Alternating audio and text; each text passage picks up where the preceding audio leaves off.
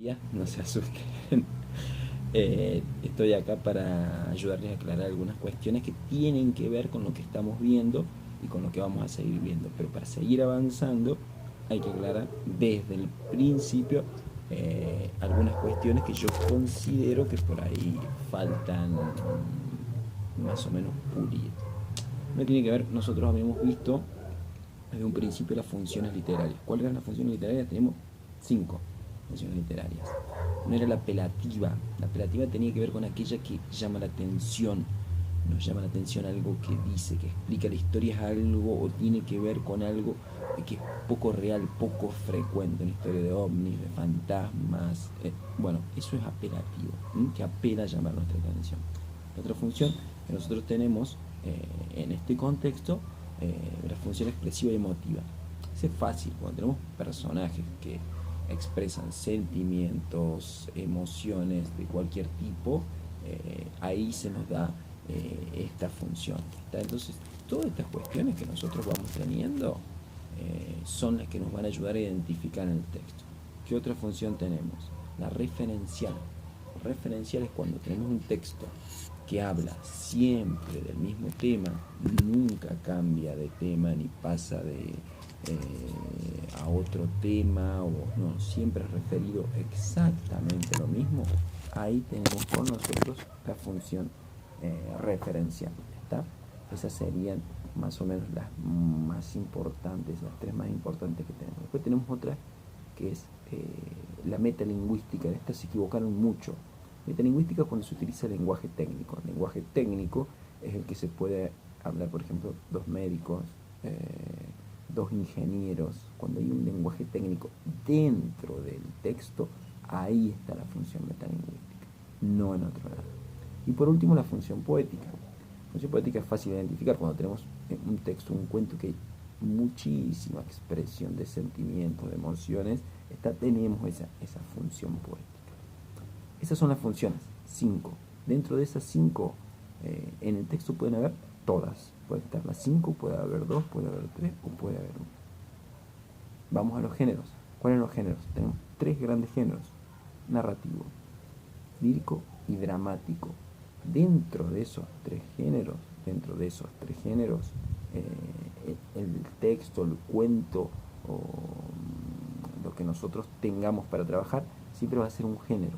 Hay un género, no hay más, como las funciones que pueden ser un poquito más, no, hay un solo género. En este caso tenemos narrativo, es aquel que se encarga de narrar, que explica, que va llevando todo adelante de diferentes maneras. Está que no se presta en detalle, sino que lleva adelante la historia desde un narrador, que tenemos el tipo de narrador que ya lo vimos, o simplemente desde un personaje. ¿Está? El dramático tiene una característica, es aquel que fue creado para ser representado en escena. ¿Qué es en escena? Como en el teatro. Entonces, si nosotros tenemos un texto que tiene una carga muchísima, gigantesca casi de diálogos, vamos a tener esa función, ¿está? Ese género dramático, el drama. Con los diálogos, cuando tengo mucho diálogo, ahí está, es un texto que pertenece al género dramático. Y el último, que tenemos el lírico. El lírico está más relacionado con la cuestión poética, la poesía, el sentimiento cargado de emoción. Por ejemplo, el texto de la inundación que ustedes vieron podría estar enmarcado dentro del lírico. Todo el momento está en el sufrimiento de la persona que ve a su pueblo que se inunda y está presente todo el tiempo. Entonces, tenemos las funciones 5, género 3, y tenemos que dentro de los géneros puede haber uno solo en el texto. En cambio, las funciones pueden ser varias. Y por último, para que les quede claro, el narrador. Tenemos un narrador, 4 tipos de narradores. El primero, omnisciente, que es aquel que todo lo sabe, que se adelanta lo que piensan los personajes, que sabe lo que va a pasar. Ese es el omnisciente. ¿Está? Entonces, que se antepone a todo, que se antecede a la historia. Después tenemos el observador. El observador, hagan de cuenta que es una lente en la cámara que va filmando y va a transmitir lo que va a filmar. Que por ejemplo, esta cámara, que ve un señor muy viejo, con plantas al fondo y nada más. No sabe lo que está pensando el señor muy viejo. Entonces ese es el observador. Se limita a describir lo que ve. No sabe lo que piensan los personajes, lo que está pasando por ellos, ni se adelanta la historia. ¿Está? Y después tenemos dentro también de los tipos de narrador, sería el personaje principal, ¿no? Que en este caso sería el protagonista, el narrador protagonista, que es aquel que lleva adelante la historia y cuenta lo que le sucede a él, ¿está? Y después tenemos el último tipo de narrador, que sería el personaje secundario, que es aquel que acompaña al protagonista, que ve desde otro sector, no como protagonista, sino cuenta lo que le sucede a otros. ¿Está? Y el narrador siempre es uno.